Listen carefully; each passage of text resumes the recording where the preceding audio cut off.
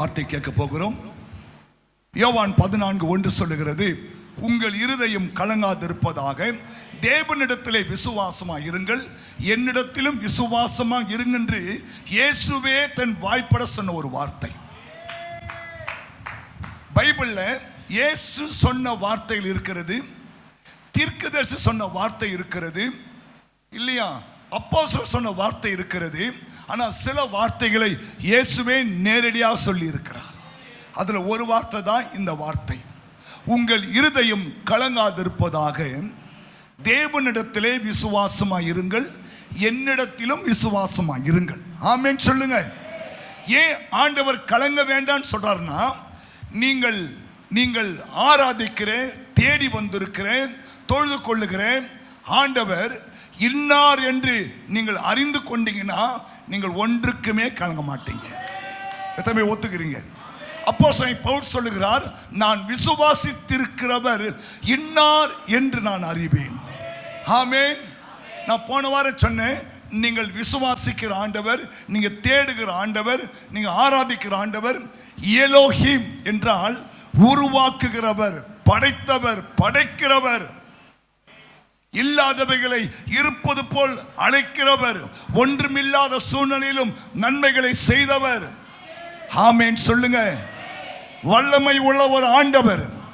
ஆமென். இந்த ஆண்டவரை தேடுற நீங்க ஏங்க கலங்கணும்? இல்லையா? புரியுதா உங்களுக்கெல்லாம்? ஆமென் சொல்லுங்க. போன வாரம் அவருடைய நாமத்தை குறித்து எலோஹிம், எல் ஷடாய்,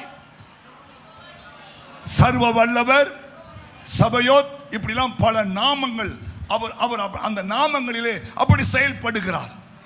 ஆமென் சொல்லுங்க. சேனைகளின் கர்த்தராய் செயல்படுகிறார் இல்லையா, எல் ஷடாய் ஆண்டவராய் செயல்படுகிறார், சர்வ வல்ல தேவனாக செயல்படுகிறார். ஆமென். நீங்கள் இந்த ஆண்டு ஏன் என்னிடத்தில் விசுவாசம் சொல்றாருன்னா, நான் எல் ஷடாய் ஆண்டவர், நான் எலோஹிம் ஆண்டவர், நான் கர்த்தர், நான் யெகோவா தெய்வம். ஆமென்.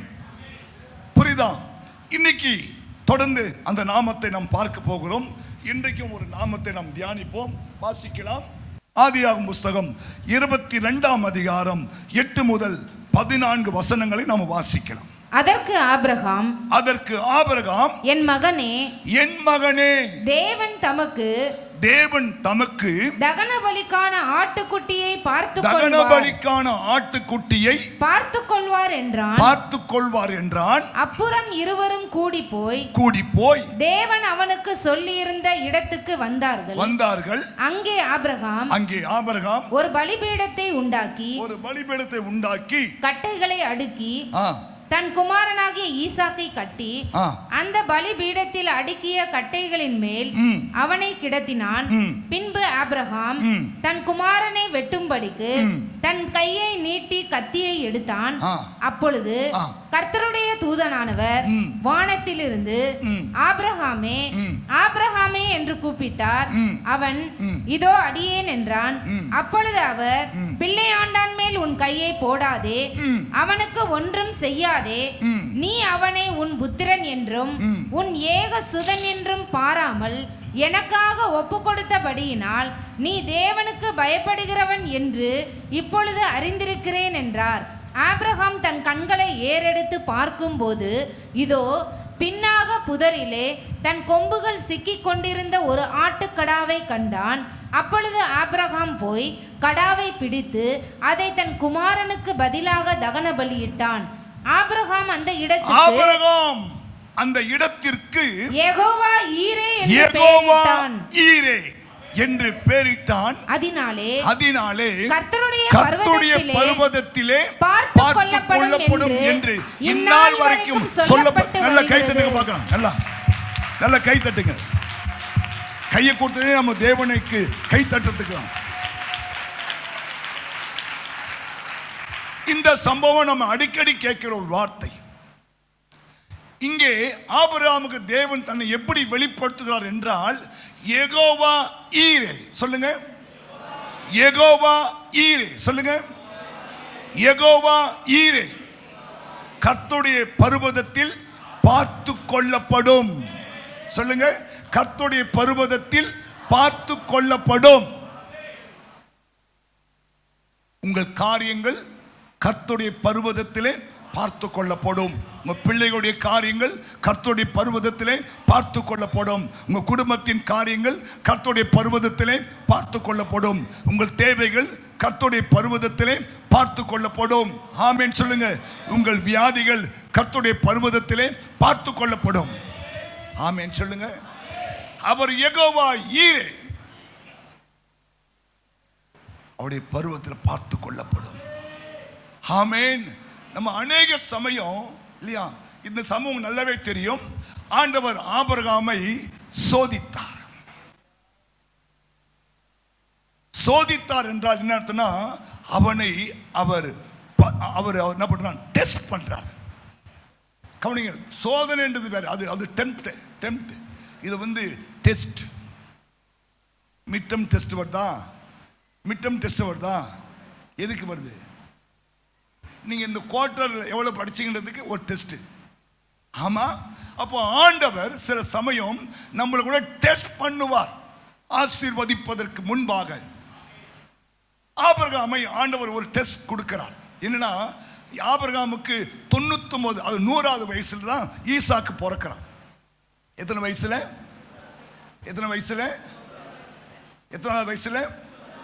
அது தைரியமா தான் சொல்லு, 100 வயசுல.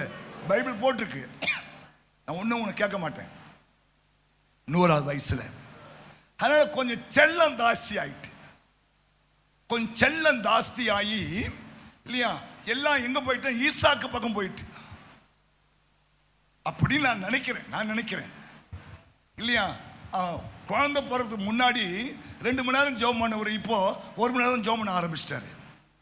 அப்போ இவர் கொஞ்சம் பொறாம பிடிச்ச ஆண்டவர் இல்லையா. நம்ம எப்போதும் அவரோட டச்சிங்லே இருக்கணும் இல்லையா, தொடர்புலயே இருக்கணும் அவர் ஆசைப்படுவார். அவரை விட்டு நம்ம ஒரு நிமிஷம் விலகினா கூட அவருக்கு நம்ம மேல கொஞ்சம் கோபம் வந்துடும். நேத்தெல்லாம் என்ன ஏசுன்னு ஓடி வந்த, இன்னைக்கு புள்ள வந்த பிறகு என்னை விட்டுட்டு புள்ளன்னு ஓடுறியா, வைக்கிற மாடான்னு சொன்னார் ஆண்டவர். ஆனா கவனிங்க, ஆண்டு சொல்றாரு, ஆபிரகாமே உன் ஏக சுதனும் ஒரே பிள்ளையுமாகிய ஈசாக்கை எனக்கு என்ன பண்ணு, மோரியா மலையில கொண்டு போய் தகன பலி பண்ணுடான்ட்டார் ஆண்டவர். கவனிங்க, ஆபிரகாம் அசரல, அவனுக்கு தெரியும் இல்லையா, ஸ்தோத்திரம். அவனுக்கு தெரியும், நான் ஆராதிக்கிற தெய்வம் யாரு, வல்லமை உள்ளவர் இல்லையா. பலமுறை ஆபிரகாமுக்கு அவர் சர்வ வல்லமுள்ள தேவனாக வெளிப்பட்டு இருக்கிறார். அதனால என் ஆண்டவர் தெரியும். அதை எபிரேயர் சொல்றாரு, நான் ஈசாக்கை பலியிடுவேன், அந்த சாம்பல்ல இருந்து மறுபடியும் ஆண்டவர் எனக்கு ஈசாக்கை கொடுப்பேன். ஏன்னா ஈசாக்கு மூலமாக தான் சந்ததியை தருவேன் ஆண்டவர் சொல்லிட்டாரு. அப்போ அவர் பொய் சொல்ல மாட்டார், வாக்கு மாற மாட்டார். அப்போ நம்மளால ஆண்டு கொஞ்சம் என்ன பண்றாரு, நம்மளை கொஞ்சம் டெஸ்ட் பண்றாரு. இதை அறிந்த ஆபிரகாம் தன் மகனை அழைத்துக் கொண்டான், கத்தி எடுத்துக்கொண்டான், நெருப்பு எடுத்துக்கொண்டான், வேலைக்கார கூட்டிட்டு என்ன பண்றாங்க, 3 நாள் பிரயாண தூரத்தில் போறாங்க அந்த மோரியா மலைக்கு. இன்னைக்கு அந்த மோரியா மலை இருக்கு. அந்த மலை மேல தான் இன்னைக்கு அந்த முஸ்லிம்ஸ் டோம்ப் இருக்கிறது. அது மேல தான் சர்ச்சை கட்டணும். ஹல்லேலூயா. சரி, அங்க போனா வேலைக்காரங்க மழை வந்துட்டு, இல்லப்பா நீ இங்கே இரு, நானும் பிள்ளையாண்டாலும் போய் தொழுது கொண்டு திரும்பி வருவோன்ற ஒரு விசுவாசத்தை அவன் பாருங்க சொல்றான். வருவோம் இல்லையா, தோத்துறோம், தைரியமா சொல்லிட்டு போறான். பிள்ளையை கூட்டின்னு போறான். பிள்ளை கேட்கிறான், அப்பா கத்தி இருக்கு, கட்டை இருக்கு, நெருப்பு இருக்கு, ஆட்டுக்கடா எங்கப்பான்னு கேட்கிறான். அது கத்தர் பார்த்து வர்றான், வாடான்னு சொல்லிட்டு. உன் வாயில இருந்து வர மாத்திரம் நல்ல வார்த்தையா இருக்கணும், விசுவாசமான வார்த்தையா இருக்கணும்.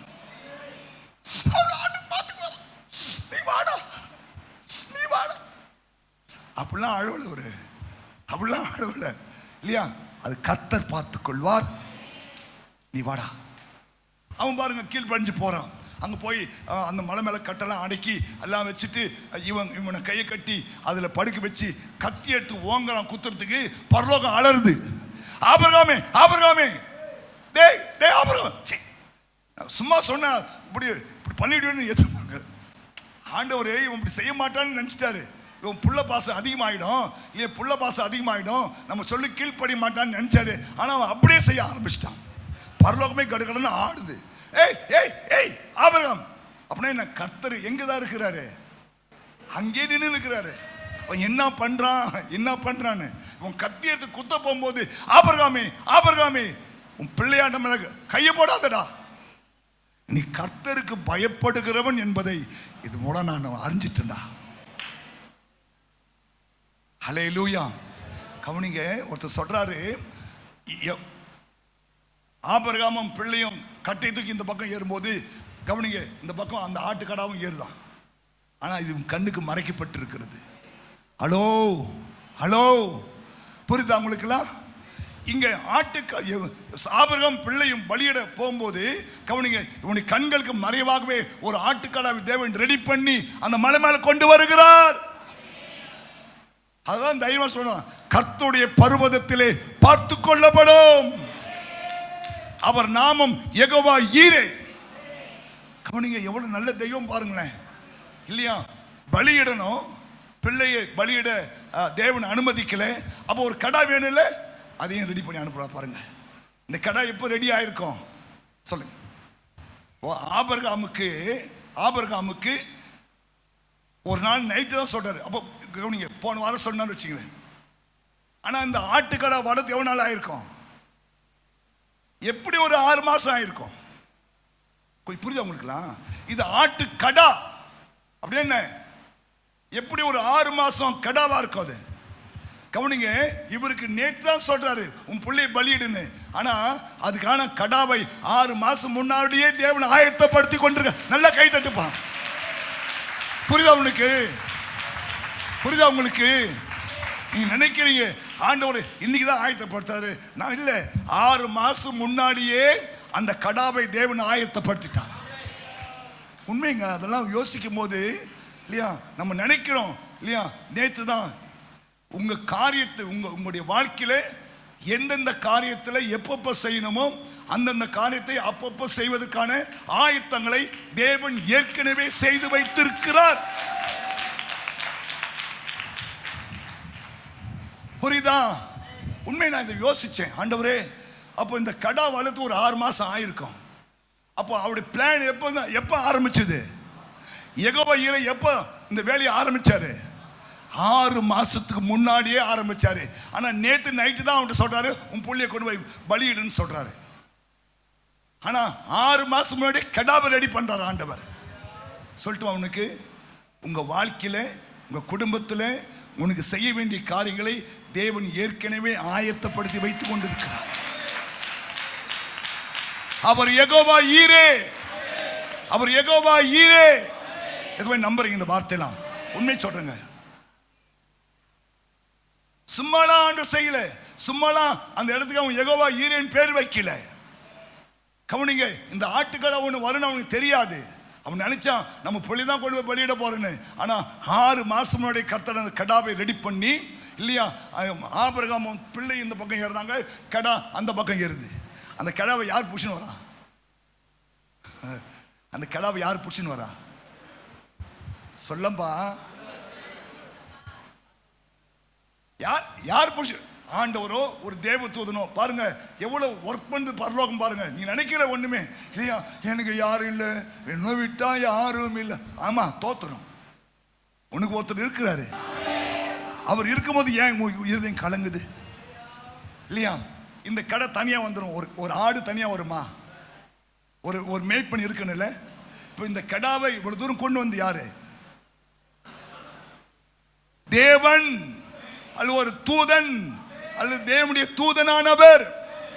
கவனிங்க, 6 மாசம் முன்னாடி ரெடி பண்ணி கடாவை ரெடி பண்ணி இல்லையா, அழகா அந்த கடாவை வழி நடத்தி கொண்டு வந்து ஒரு செடியில கொம்ப விட்டு மாட்ட வச்சிட்டாரு. அவர் ஒதுங்கிட்டாரு.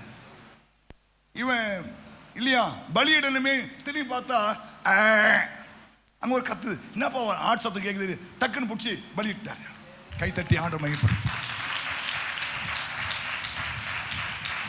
அப்ப அவர் யாரு? யெகோவா ஈரே. கவனிங்க, ஆபிரகாமுடைய வாழ்க்கையில் சும்மாலாம் ஆபிரகாம் தேவனை ஆசீர்வதிக்கிறீங்க. ஆபிரகாமை சீமானா மாத்தல. நீ நினைக்கிறியா ஆண்டவர் ஆபிரகாமை சீமானா ஆக்கிட்டாரு? சும்மா இல்ல. அவன் சொல்றான் பாருங்க, ஒரு வசனத்துல வாசிக்கலாம். ஆதியாகமம் 22:5 கவனிங்க. ஒரு விசுவாச வார்த்தை.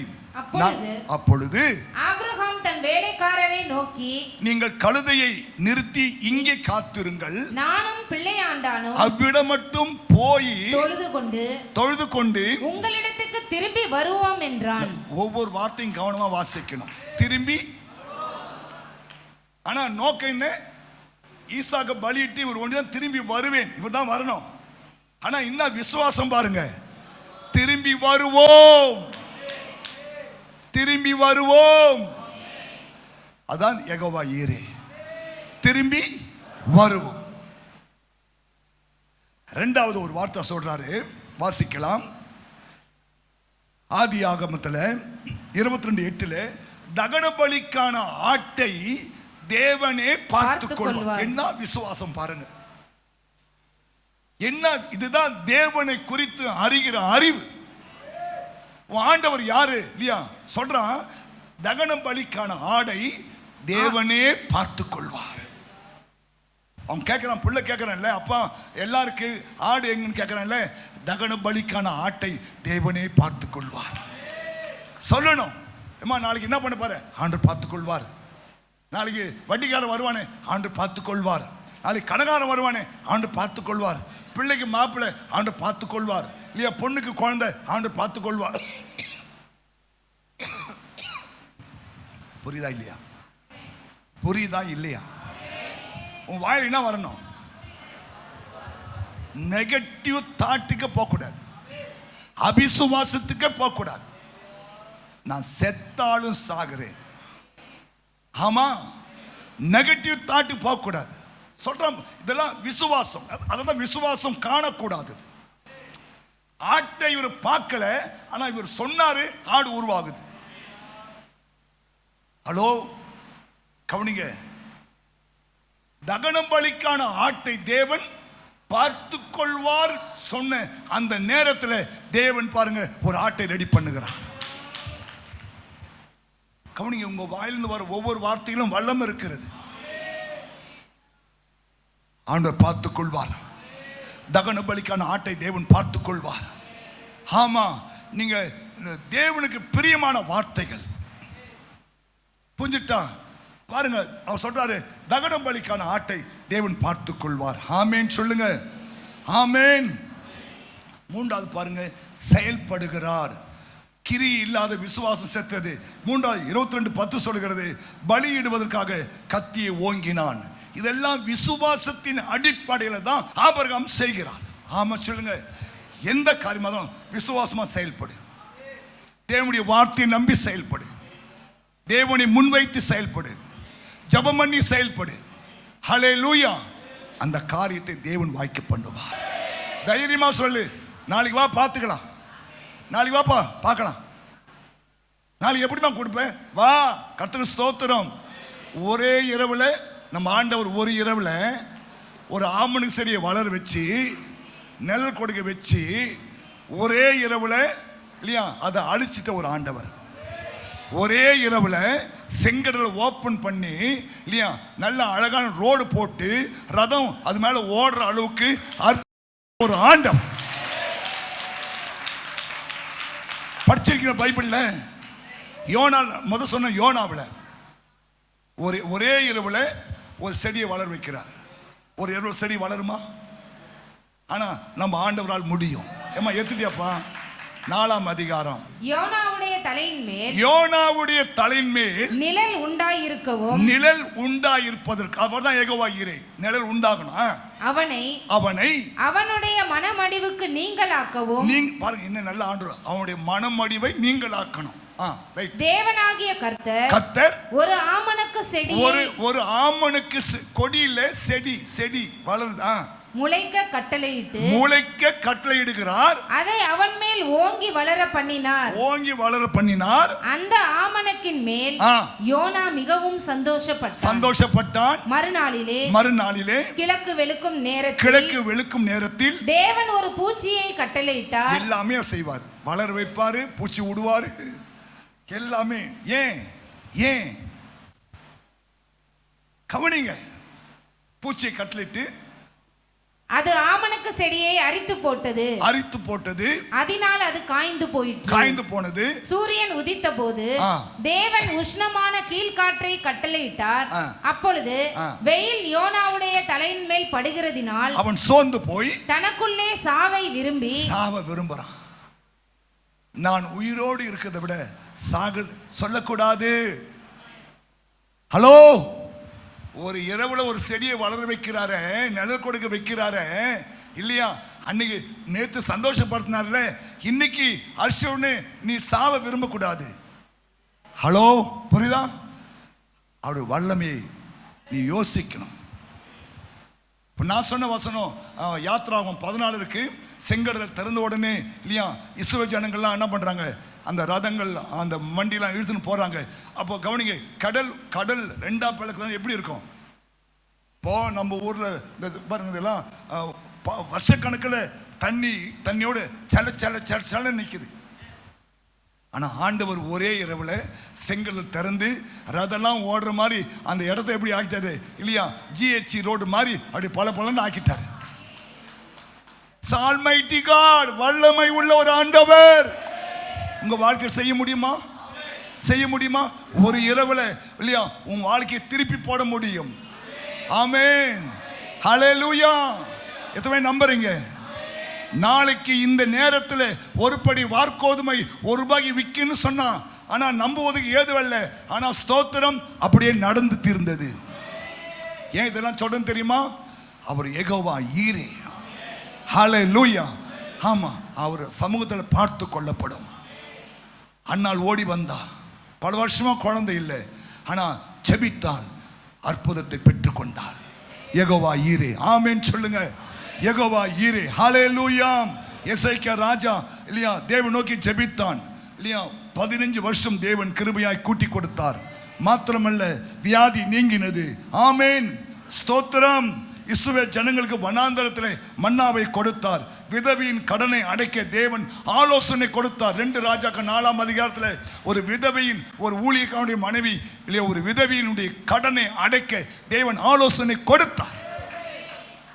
அவர் யெகோவா ஈரே. சொல்லு, கர்த்தாவே நீ யெகோவா ஈரே. புரிஞ்சுட்டீங்களா? ஆமென். போன வாரம் தனசேகரன் வீட்டை ஏன் நில்லுமா கொஞ்சம், தனசேகரன் நம்ம சர்ச்சைக்கு வராங்க. திரும்பப்பா, இந்த என்ன ஊரு பழமுத்தூர்ல ஒரு 2.5 கோடி இருக்குமா, 3 கோடி இருக்குமா? அது பார்த்தா 3 கோடி இருக்கும். கடனே இல்லாம 3 கோடி ரூபாய் வீடு கட்டிருக்காரு. கை தட்டுங்க. கடனே இல்லை. ஏன்னா அவருக்கு தேவன் யெகோவா ஈரேவா இருக்கிறார். உனக்கு இருப்பாரா? Thanks brother. உனக்கு இருப்பாரா? அவருக்கு எப்படி இருந்தார் ஆண்டவர்? தனியா பார்த்து பிரதர் எப்படி கட்டினீங்க பிரதர் இல்லையா? அப்பாயின்மெண்ட் கேளுங்க. எப்படி கட்டினீங்க? எப்படி ஜெபம் பண்ணீங்க? நானும் முக்கி பார்க்குற ஒன்றும் முடியல இல்லையா? ஆமா, இன்னும் பேஸ் மட்டும் தான் நிற்குது இல்லையா? தோத்திரம் இன்னும் எழும்பலையே இல்லையா? இந்த முறை ஆண்டவர் யெகோவா ஈரே உனக்கு ஒரு அற்புதம் செய்வார். உன் வீடு எழும்ப உதவி செய்வார். உன் குடும்பம் எழும்ப உதவி செய்வார் இல்லையா? இந்த கடன்லையே சுற்றி வந்திருக்கிறோம் பாஸ்டர், கொஞ்சம் ஜானியாரம் மூலம் சறுக்குது பாஸ்டர், நீ எழும்புவே. ஆமா, யெகோவா ஈரே இருக்கிறார். எதுவும் நம்புறீங்க? உன்னை தூக்கி விடுவார். பாட்டு பண்ணல, அலங்கார வாசலிலே அலங்கோல நடந்தா. எத்தனை 40 வருஷமா தாயின் கற்பத்தில் பிறந்திருந்தே அவன் சப்பானி. ஆனா தோத்திரம் ஒவ்வொரு வாரம் கோயிலுக்கு வந்துருவான். அன்னைக்கு பேதுரு யோவான் வராங்க. அவங்ககிட்ட பிச்சை கேட்கறான். சொல்றாங்க, என்கிட்ட பிச்சை போட காசு இல்லப்பா, ஆனா என்கிட்ட ஒண்ணு இருக்கு. இயேசுவின் நாமத்துல எழுந்து நடனு. அவனை தூக்கி விட்டான் பாருங்க, நடக்க ஆரம்பிச்சிட்டான்.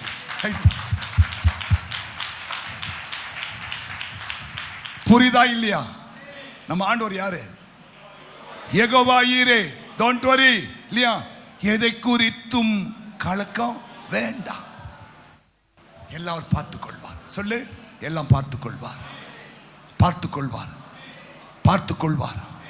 இப்போ நான் வரீங்க பார்த்துக்கலாம் போமா, பார்த்துக்கலாம் போ அப்படின்னா என்ன அர்த்தம்?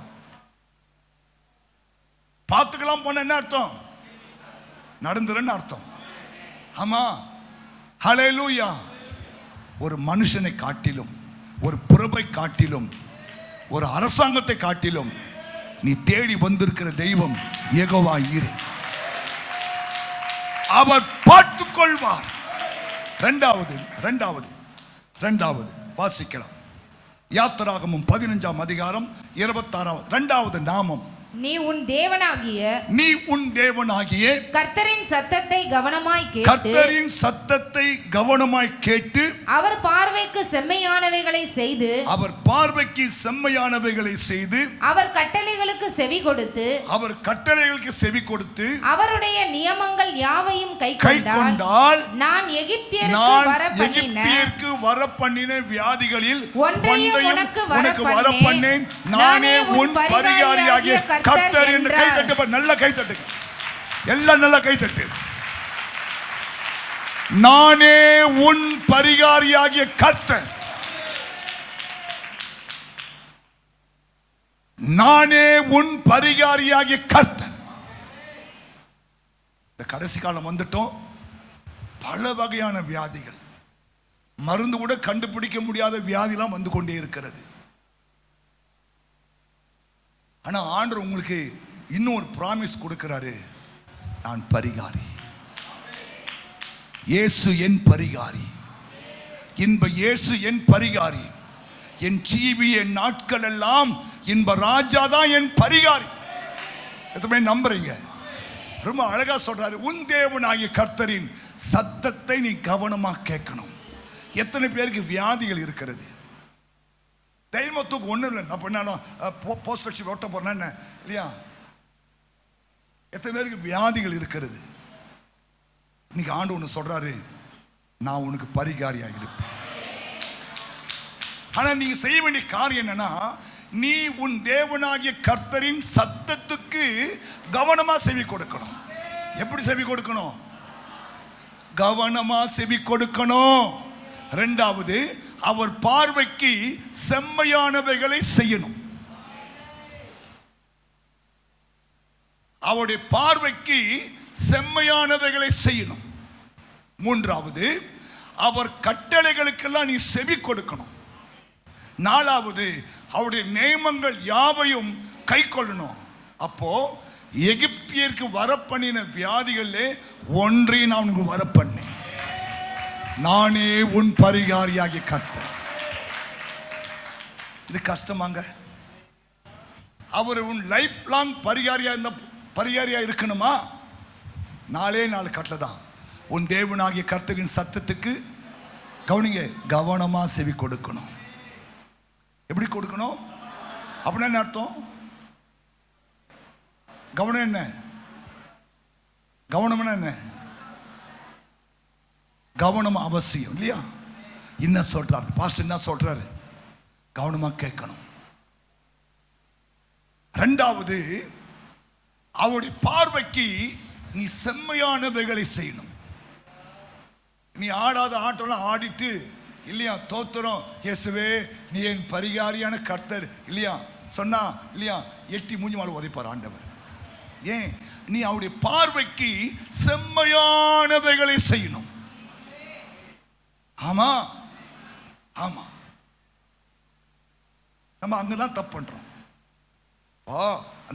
அந்த டாஸ்மாக் கடையிலேயே எழுதி வச்சிடலாம், குடியை கெடுக்கும், குடி பழக்கம் உடல்நலத்தை. நான் ஒவ்வொரு முறை செங்கல்பட்டு திரும்ப வந்தா அந்த அந்த கடையாண்டு பார்த்து அந்த ஜம் கடை எதிர பார்த்துன்னா ஜாம் ஆகும். ஏன்னா கவனிங்க, காலங்காலத்தில் நான் 6 மணிக்கு கடையே 10 மணிக்கு தான் திறக்கிறான். 6 மணிக்கு உட்காந்துங்க ஆளு. வேலை வெட்டி போயிட்டு இல்லையா, நான் உங்களை சொல்லலை, நீங்க தங்கங்க. உங்களுக்கு அந்த வாசனையே பிடிக்காது, உனக்கு வாஞ்சி வரும். ஒரு ஆமேன்னு சொல்லு. நானே நம்பி ஆமா பாஸ்டர்.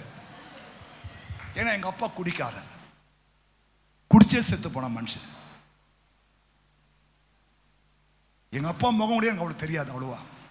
எங்க அப்பாவோட பழகுனது எனக்கு 10 வயசா இருக்கும். எங்க அப்பா செத்துட்டாங்க. ஃபுல்லா குடி. மலேசியாவில் குடிச்சு குடிச்சு குடிச்சு குடிச்சு அவர் ஈரெல்லாம் வெந்து போய் ரத்த வாந்தி எடுப்பாரு. அந்த நிலைமை உங்க பிள்ளைகளுக்கு வந்துடக்கூடாது, உன் மனைவிக்கு வந்துடக்கூடாது. எங்க அம்மா எவ்வளவு கஷ்டப்பட்டாங்க தெரியுமா? பயங்கர கஷ்டப்பட்டாங்க. உங்க பிள்ளைகள், நான் உங்களுக்கு குடிக்காரனா சொல்லல, எங்க அப்பா பத்தி சொல்றேன். நான் மட்டும் அப்ப ரட்சிக்கப்பட்டிருந்தா எங்க அப்பா எப்படியாவது ஜெபம் பண்ணி காப்பாத்திட்டு இருப்பேன். ரட்சிக்கப்படல, ஏசு யாருன்னே தெரியாது. ஸ்தோத்திரம். ஆனா உங்க குடும்பத்துல, உங்க பிள்ளைகளுக்கு, உங்க சொந்தக்காரனுக்கு, உங்க நண்பனுக்கு அந்த நிலைமை வரக்கூடாது. சொல்லுங்க, தப்பு தம்பி செய்யக்கூடாது இல்லையா? Cigarette smoking is injury to ஹெல்த்னு சொல்றோம். சிகரெட் பிடிக்கிறான், பீடி பிடிக்கிறான், கஞ்சா போடுறான் இல்லையா, பாக்கு போடுறான் இல்லையா, இந்த பொடி ஊறிறான், வெத்தலை பாக்கு போடுறான், இதெல்லாம் செஞ்சுட்டு இயேசு என் பரிகாரி, இன்ப இயேசு என் பரிகாரி, வேலை நடக்காது. நீ அவருடைய பார்வைக்கு செம்மையானதை செய்யணும். நீங்க நீதிமொழி புஸ்தகம் 1-10 வரையும் வாசித்து பாருங்க. என்ன எப்படி தேவனுக்கு செம்மையா இருந்தா நல்லதுன்னு போட்டு பைபிள். குடியனும் போஜன பிரியனும் தரித்திரம் அடைவான். 2 பேருக்கும் தரித்திரம் போவாது வீட்டு விட. எது? ஒன்னு குடி, 2வது போஜன பிரியம் இல்லையா? ஆமா, கவனிங்க. ஆசை இருக்கலாம், ஆனா அதுவே ஆசை ஆயிடக்கூடாது. ஏதோ வாரத்தை ஒரு நாள் ஒரு கறி, ஒரு மீன், ஒரு முட்டை, ஒரு எறா, ஒரு பொறா சாப்பிடலாம். ஆனா வாரம் ஃபுல்லாவா சம்பாதிக்கிறதே 5000 ரூபாய், அது 1500 ரூபாய் தசம பாகம் போச்சுன்னா 13500 ரூபாய் இல்லையா? 6000 ரூபாய் வாடகை, மிச்சம் எவ்வளோ? 6500 ரூபாய் வச்சுட்டு எப்படி எறா பொறா கராலாம் சாப்பிட முடியும்? சாப்பிடு. ஒரு எங்க வாழ்க்கையெல்லாம் தீபாவளியோடு தீபாவளி தாங்க கறி. உண்மை சொல்றேன், தீபாவளியோடு தீபாவளி தான் கறி. மற்ற நாள் கறியே பார்க்க முடியாது. ஏன்? 12 புள்ள தோத்துறோம். நான் என்ன சொல்றேன்னா, சாப்பிடுங்க, தப்புன்னு சொல்ல. ஆனா போஜன இல்லையா? ஆமா, கவுச்சி இல்லாம சாப்பிட மாட்டேன், முட்டை இல்லாம சாப்பிட மாட்டேன். முட்டை வச்சு சாப்பிட நடுது, ஆனா இல்லைன்னா தோத்திரம் போட்டு ஒரு மிளகா வச்சு சாப்பிட்டு போயினேரு. கருவாடு இல்லாம சாப்பிட முடியாது, எறா இல்லாம சாப்பிட முடியாது இல்லையா? ஏதோ சண்டே இருக்கிறோம், ஏதோ பிள்ளைகள் கேட்பாங்க, வாங்கி கொடுத்து, தப்புன்னு சொல்ல. ஆனா அதுவே லைஃபா போயிடக்கூடாது. சில பேர் பாருங்க 7 நாளும் கவுச்சி இருக்கணும். நீ சீக்கிரமா போய் சேர்ந்துருவ, குடும்பம் வர தரித்திரம் ஆயிடும். ஏன்னா ஒவ்வொரு நாளும் இந்த செய்தியில் போடுறாங்க இல்லையா? ஸ்தோத்திரம். அதுல எப்படி புழுக்கள் வருகிறது. கவுடிக ஒருத்தர் சொல்றாரு, டாக்டர் சொல்றாரு, திங்கக்கிழமை, செவ்வாய்க்கிழமை, புதன்கிழமை நம்ம ஹோட்டல் போய் சாப்பிடக்கூடாது, அது நான்வெஜ் சாப்பிடக்கூடாது. திங்கள், செவ்வாய், புதன். ஏன்? அப்புறம் தான் கேள்வி சொல்றேன்.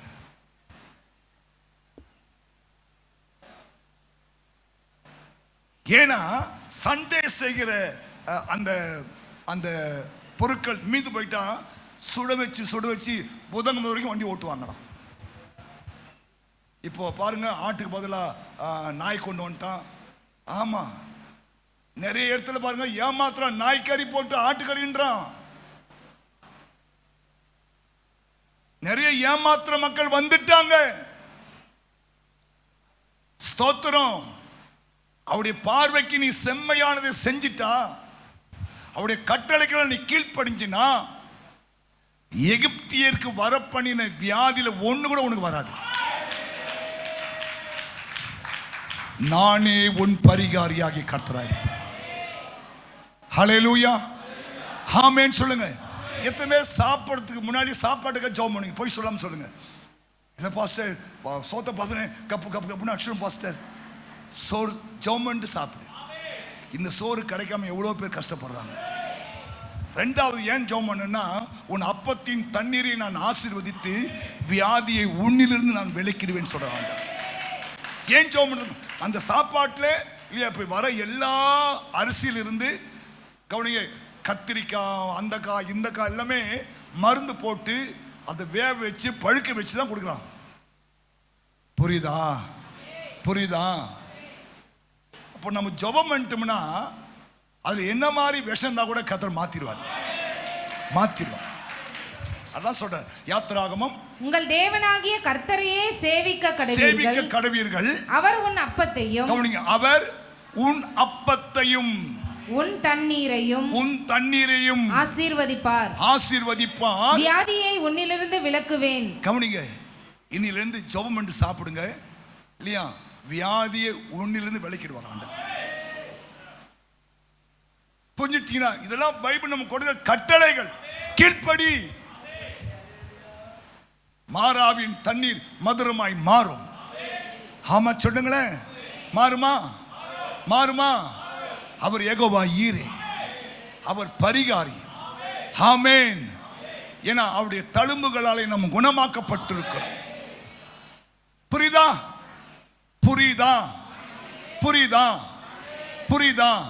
அப்ப நம்ம ஆண்டவர் யார்?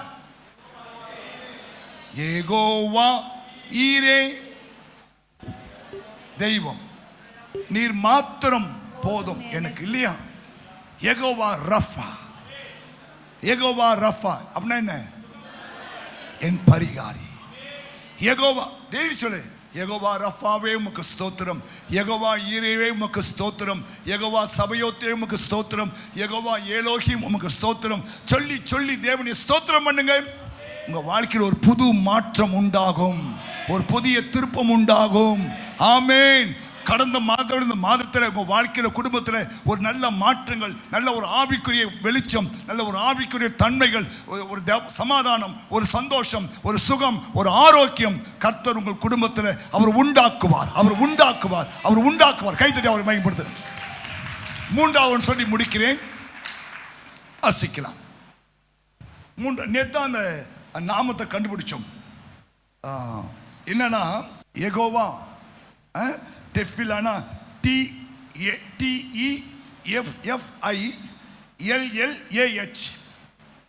தமிழ்ல யெகோவா டெஃபிலா, டே போட்டு 3 புள்ளி வச்சு PILLAIS.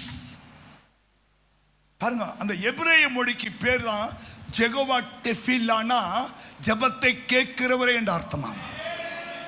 யெகோவா டெஃபிலாஇஸ், அது இன்னும் அந்த வசனம் பூர்ணப்படலை. ஆனால் அந்த எபிரேய வார்த்தை கண்டுபிடிச்சிட்டேன் நான். நீங்கள் வீட்டில் போய் ஸ்பெல்லிங் சொல்ல, TEFFILLAH.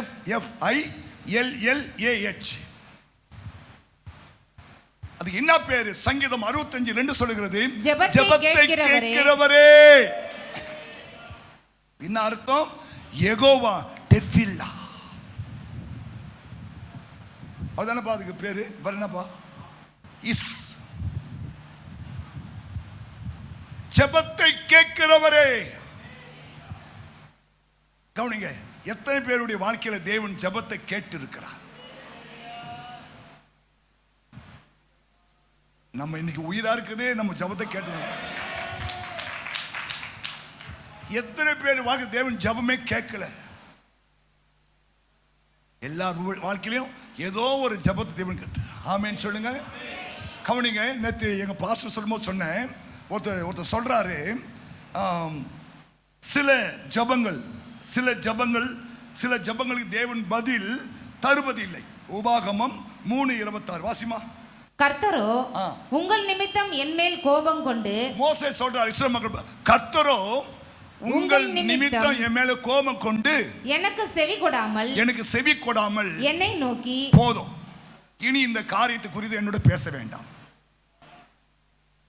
போதும், அப்படின்னா என்ன? ஜெபம் பண்ணாத, உன் கதை அவ்வளவுதான், முடிஞ்சது. நீ போய் நீ கானான் தேசத்தை பார்க்க மாட்டேன். உனா அது எப்படி இருக்குன்னு நான் உனக்கு காட்டுறேன். ஆனா உனக்கு அது உள்ள பிரவேசிக்கிற பாக்கியம் உனக்கு. இதை குறித்து நீ என்ன பண்ணாத, ஜெபம் செய்யாதுன்னு ஆண்டு சொல்றார். சில ஜெபங்களுக்கு தேவன் ஸ்டாப் இட், ஐ சே. இதை பத்தி மறுபடியும் என்கிட்ட பேசாத, கேட்காத. சில ஜெபங்களுக்கு மறுமையில போனாதான் பதில் கிடைக்குமா சொல்றாரு. சில ஜெபங்களுக்கு நம்ம மறுமையில போனாதான் அதுக்கு பதில் கிடைக்குமா. புரிஞ்சுட்டா? ஆனா ஜெபத்தை கேட்கிறவர் தான் சில ஜெபங்களுக்கு பதில் நீங்கள் மறுமையில் போனாதான், ஓ இதுக்கு தான் ஆண்டு இப்படி செஞ்சீங்களா ஆண்டவரே. போய் நமக்கு ஏன் ஆண்டவர் செய்ய மாட்டாரு, ஏன் இவ்வளோ ஜெபம் பண்ணுறேன், உபவாசம் பண்ணுறேன், ஏன் ஆண்டவரின் ஜெபத்தை கேட்கல, ஏன் ஆண்டவரின் விண்ணப்ப, அங்கே போனால் தான் தெரியும். ஆமே, அங்கே போனால் தான் தெரியும். அங்கே போய் தெரிஞ்சுதான் பாஸ்டர் புண்ணியம்.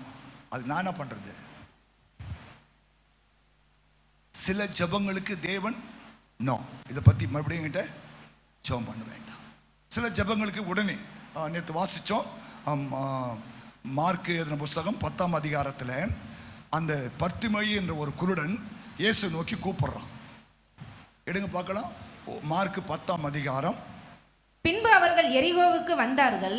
பின்பு இயேசுவும் அவருடைய சீஷரும் எரிகோவுக்கு வந்தார்கள். அவரும் அவருடைய சீஷர்களும் திரளான ஜனங்களும் எரிகோவை விட்டு புறப்படுகிற போது திமேயுவின் மகனாகிய பர்திமேயு என்கிற ஒரு குருடன் வழி அருகே உட்கார்ந்து பிச்சை கேட்டுக் கொண்டிருந்தான். அவன் நசரேயனாகிய இயேசு வருகிறார் என்று கேள்விப்பட்டு, இயேசுவே தாவீதின் குமாரனே எனக்கு இரங்கும் என்று கூப்பிடத் தொடங்கினான். அவன் பேசாதிருக்கும்படி அநேகர் அவனை அதட்டினார்கள். அவனோ தாவீதின் குமாரனே எனக்கு இரங்கும் என்று முன்னிலும் அதிகமாய் கூப்பிட்டான். இயேசு நின்றார். அடுத்து மேல இயேசுவால ஒரு அடி எடுத்து கூட வைக்க முடியல. ஏன்? ஒரு ஆள் கூப்பிட்டுட்டான், ஆண்டவரே தாவீதின் குமாரனே எனக்கு இரங்கும். இயேசு நடந்து போய் கொண்டே இருக்கிறார் இல்லையா? இயேசுவே தாவீதின் குமார் இறங்கணும்னு டக்குட்டார் இயேசு. அடுத்த ஸ்டெப் அவரால் வைக்க முடியல. ஜெபத்தை கேட்கிறவர் ஏமா, உங்க ஜெபத்தை தாண்டி இயேசுவால் போக முடியாது. எத்தனை நம்புறீங்க? அதனால உங்களை ஜெபம் பண்ண சொல்றது. ஜெபம் பண்ணு, முட்டி போட்டு ஜெபம் பண்ணு, உட்கார்ந்து ஜெபம் முடியலையா உட்கார்ந்து ஜெபம் பண்ணு, ஆனா ஜெபம் பண்ணு. ஏன் தெரியுமா? அவர் ஜெபத்தை கேட்கிறவர். கவனிங்க, எல்லாமே அவரால் தான் கூடும். ஆண்டவரே தாவீதின் குமாரனே எனக்கு இரங்கும் என்று அவன் கூப்பிட்டான். அவனை தடை செய்தார்கள். அவன் பின்னும் அதிகமாய் கூப்பிட தொடங்கினான். இயேசு நின்று அவனை அழைத்து வர சொன்னார். அவர்கள் அந்த குருடனை அழைத்து, தைரியமாறு எழுந்திரு, உன்னை இயேசு அழைக்கிறார் என்றார்கள். உடனே அவன் தன் மேல் வஸ்திரத்தை எறிந்துவிட்டு, இப்போ நம்ம பாஸ்டர்ஸ்லாம் ஒரு நில்லுப்பா, இந்த மாதிரி கோட்டு கொடுத்து, இவங்கெல்லாம் பாஸ்டரு, இவங்க என்ன ஜபம் பண்ணதான் என்ன ஆலோசனை கேட்கனா, இந்த மாதிரி கோட்டு போட்டு நிறைய பேர் சுற்றுவாங்க பாருங்க. கீழே இருப்பாங்க, மேலே நிறைய பேருக்கு இன்னும் கொடுப்பாங்க. ஏதாவது வயிறு போயிட்டு போச்சால 44 பத்தமாடுது, இப்போ 46 வரணும். ஒன்று கோட்டுக்காக வயிற்ற குறை, இல்லை வயிற்றுக்காக கோட்டை கொஞ்சம் அகலமாக்கு, தோத்துறோம். சரி, ஓகே. இது மாதிரி அந்த நாட்களில் பிச்சை எடுக்கிறவங்களுக்கு கூட ஒரு வஸ்திரம் கொடுப்பாங்க. அப்போ நாங்களாம் பிச்சைக்காரனா பாஸ்டர் இல்லையா? ஒரு வஸ்திரம். இப்போ ஏர்போர்ட்டில் பார்த்தீங்கன்னா ஒவ்வொருத்தரும் ஒவ்வொரு வஸ்திரம் போட்டிருப்பாங்க இல்லையா? எல்லாருக்கும் ஒரே வஸ்திரம் இல்லை. டிராஃபிக்கு போகிறதுக்கு ஒரு ஆள், அவனுக்கு ஒரு வஸ்திரம் இருக்கும் இல்லையா? அதில் அந்த டிக்கெட் கொடுக்குற இடத்துல ஒரு வஸ்திரம் இருக்கும். ஹேர் வாஷர்ஸுக்கு ஒரு வஸ்திரம் இருக்கும். அதே போல அந்த இஸ்ரேல் நாட்டில் பிச்சை எடுக்கிற மக்களுக்கு ஒரு வஸ்திரம் கொடுத்தாங்கன்னா இவங்க பிச்சை எடுக்கிறவங்கன்னு அர்த்தம். அவன் பாருங்க, இயேசு கூப்பிடுறான்னு சொன்ன உடனே அந்த வஸ்திரம் தூக்கி எட்ட போட்டான். அதான் விசுவாசம். புரியுதா உங்களுக்குலாம்? வந்தோடனே நான் உனக்கு என்ன செய்யணும்னு கேட்கிற ஆண்டவர். தெரியாது அவருக்கு, இவனு தான் கண்ணு இல்லை தெரியுமா? தெரியாதா? சில சமயம் ஆண்டவர் கேட்பார். ஏன் தெரியுமா? போய் வந்து நான் உனக்கு என்னப்பா செய்யணும்? ஆண்டவரே ஒரு 10 லட்சம் கொடுத்தீங்கன்னா பேங்கில் போட்டு மாதம் வட்டி வாங்கி சாப்பிட்டு இருப்பாண்டவரே. ஓகே, எடுத்துக்கோ சொல்லலாம் இல்லையா? ஹலோ, என்னென்ன செஞ்சுக்கலாம். ஆண்டவரே இப்போ நம்ம சார் சாப்பிடல சார், ஒரு 10 ரூபா கொடுங்க சார், என்னைக்காவது இல்லையா எனக்கு கண்ணு கொடுங்க சார், என் கால் நல்லா இருக்குன்னு சார், இந்த குஷ்டரோகத்தை சோமாக்கு சார்னு யாரும் கேட்டு கிடையாது. ஆனா நீங்க என்னத்த பண்ணணும், இந்த மாதிரி பிச்சைக்காரர்களை பார்த்து சரி நான் உனக்கு ஜோம் பண்றேன், உனக்கு சுகமாயிடும், எஸ் ஏத்துக்கிறியா, அட போங்க சார், எவ்வளோ பேர் ஜோம் பண்ணிட்டாங்க, நீ வந்து ஜோம் பண்ணி ஆக போகுது, ஒரு 10 ரூபா போட்டு போங்க சார், 10 ரூபா போகிறதுக்கு இது பண்ணிட்டு பேசிக்கிறீங்க. அவனுக்கு இப்போ தேவனையும் தேவனுடைய அன்பையும் அவனுக்கு புரியல. ஆனால் இவன் பாருங்க, இயேசு அழைக்கிறான்னு கேள்விப்பட்ட உடனே இந்த வசத்தை தூக்கி போட்டான். இனி இது நமக்கு தேவையில்லை. ஏனா ஜெபத்தை கேட்ட ஆண்டவர், கண்களை உண்டாக்கினவர், காதுகளை உண்டாக்கினவர் இல்லையா, ஸ்தோத்திரம், தொண்டையை உண்டாக்கினவர், என்னை உண்டாக்கின தெய்வம் என்னை கூப்பிடுறாரு. இனி எனக்கு இந்த வஸ்திரம் தேவையில்லை. இதெல்லாம் உங்க விசுவாசத்தை தேவன் பார்ப்பார். ஆமென். வந்து சொல்றாரு, நான் உனக்கு என்ன செய்யணும்? அவன் சொல்றான், நான் பார்வை அடையணும்பா. ஹல்லேலூயா, ஹல்லேலூயா. உன் விசுவாசம் உனக்கு ஆகும் போன்னு சொல்றான். அவன் பார்வை அடைந்தவனாய். புரியுதா? நம்ம ஆண்டு ஜெபத்தை கேட்கிறான். பேர் என்ன? யெகோவா திஃபில்லா.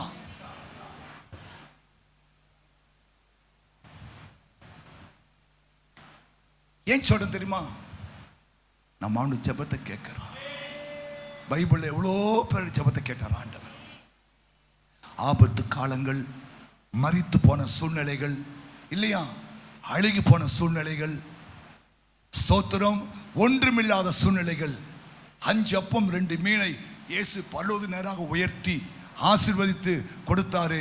5 அப்பம் 2 மீன் 5000 புருஷர்கள் சாப்பிட்டு மீந்து போகும்படியாய் 12 கூட நிறைய எடுத்த தெய்வத்தை நாம் ஆராதிக்கிறோம். எத்தனை நீங்க நம்புறீங்க என் கடன் பிரச்சனைலாம் மாறிடுன்னு, என் கஷ்டம்லாம் மாறி எத்தனை நம்புறீங்க? ஏன் ஜெபத்தை கேட்கிற ஒரு ஆண்டவர் இருக்கிறார் இல்லையா, எனக்கு ஒரு பரிகாரி இருக்கிறார். ஆமா சொல்லுங்களேன், எனக்கு ஒரு பரிகாரி இருக்கிறார், என் தேவையை சந்திக்கிற ஒரு ஆண்டவர் இருக்கிறார் இல்லையா. அதான் சொல்ல, என் மீட்பர் உயிரோடு இருக்கையிலே எனக்கு என்ன குறை உண்டு நீ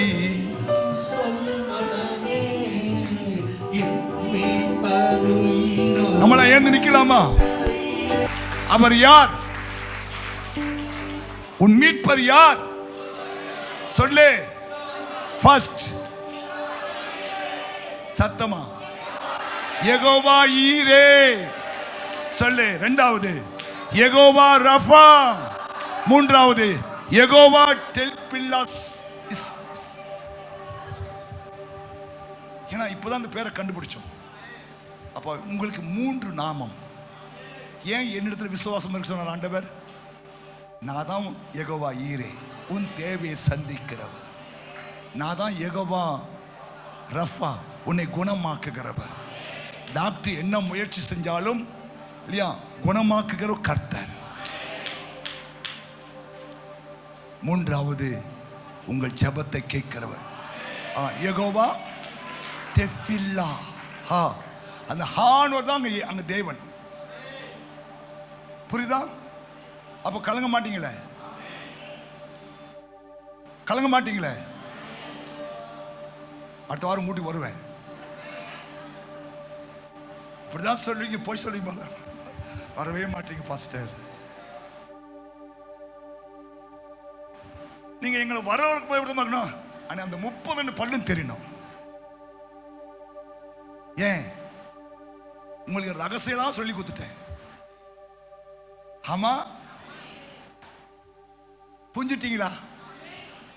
அப்போ உங்க முகம் எப்படி இருக்கணும்?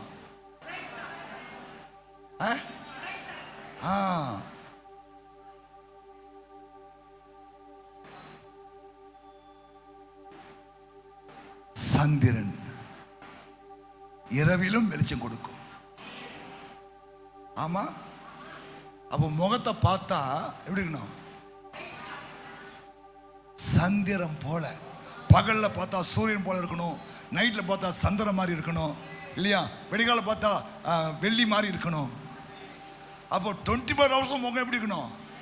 பிரைட்டாவே இருக்கணும். எனக்கு திடீர்னு 3 மணிக்கு வந்து கவு தட்டுவோம், அப்ப கூட எப்படி முகம்?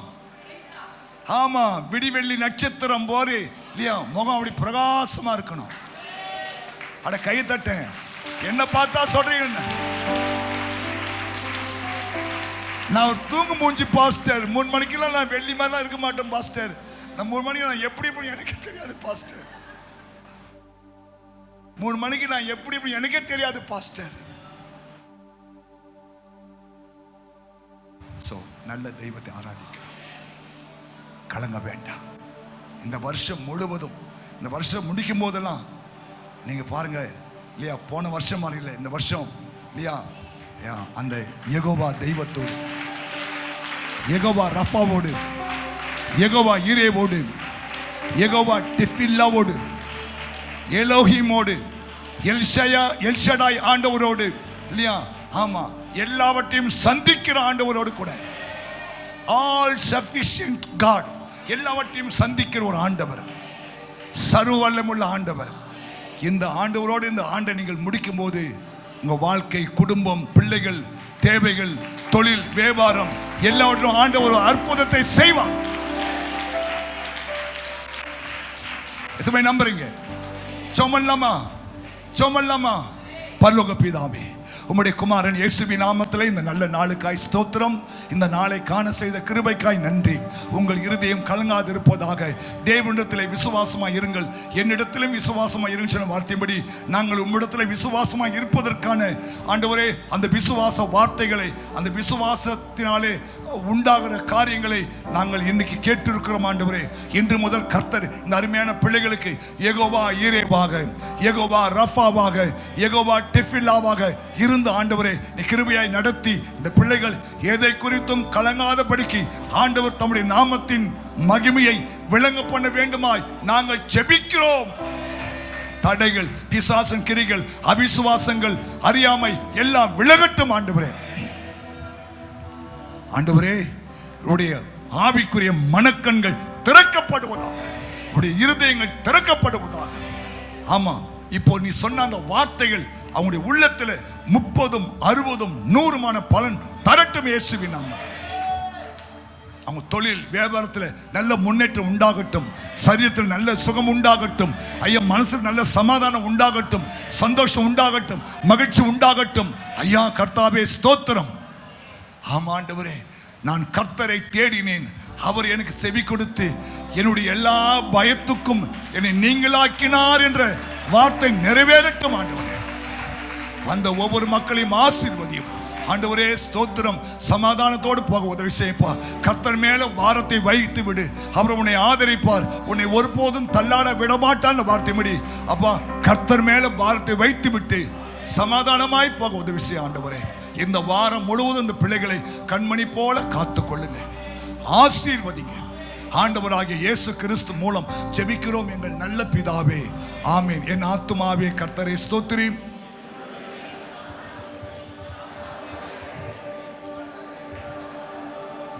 நம்முடைய பிதாவாகிய தேவனுடைய அன்பும் கர்த்தராகிய இயேசு கிறிஸ்துவின் கிருபையும் பரிசுத்த ஆவியானுடைய ஐக்கியமும் இப்போதும் எப்போதும் சதா காலமும் அவருடைய வருகை மட்டுமே நம்மை காத்துக்கொள்வாராக. கர்த்தர் உன்னை ஆசீர்வதித்து உன்னை காக்க கடவர். கர்த்தர் தம்முடைய முகத்தை உன்மேல் பிரகாசிக்க பண்ணி உன்மேல் கிருபையா இருக்க கடவர். கர்த்தர் தம்முடைய முகத்தை உன்மேல் பிரசன்னமாக்கி உனக்கு சமாதானம் கட்டிட கடவர் என்பதே. ஆமென். ஹல்லேலூயா. கர்த்தர் உங்களை ஆசீர்வதிப்பாராக.